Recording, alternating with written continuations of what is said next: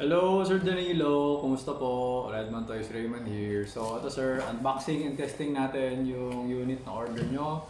The WE P14 1911 or P14 Hicapa 1911. Okay. So, ayan. So, ito yung manual. Parts guide, no? So, ito yung unit. Okay. This is basically a full metal, high capacity 1911. Ayan. High capacity. Okay? Full metal. Alright. So, ito yung magazine. Okay?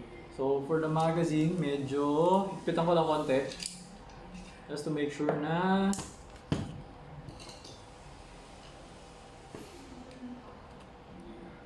okay. Konting ano lang, saktuhan lang kasi may mga o-ring naman to. Okay. Ayan. Para lang siguradong hindi sumingaw. Okay. Ito, kargahan ko na rin ng gas. Ayan. Tapos, lagyan natin ng bala. Okay, saan ba yung loader? Okay, so 1, 2, 3, 4, 5, 6, 7. Ayan, lagyan ko ng 7. Okay? So, buksan ko ang ating chronograph. Alright. So yan, always remember to keep your trigger finger out. Make sure that the muzzle is always pointed at a safe direction. Okay?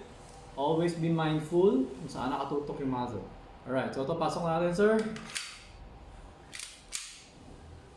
Firing. Okay. So we got 386.3. Okay. 378.4.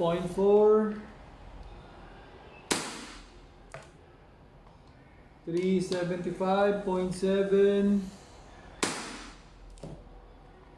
365.3. So ubusin ko na to. Okay, so yan, for the last shot, we got 353.2. So nag-open chamber siya, remove the magazine. Okay. Yan. So, hammer down. Okay, so ayun sir Danilo, okay na tong unit. So pwede ko na siya pack and then dali ko na siya sa courier maya. Okay, so ayun sir, thank you for your order. Until next transaction po, always remember to stay safe, stay great, be good, and be thankful always. God bless po sir, bye-bye.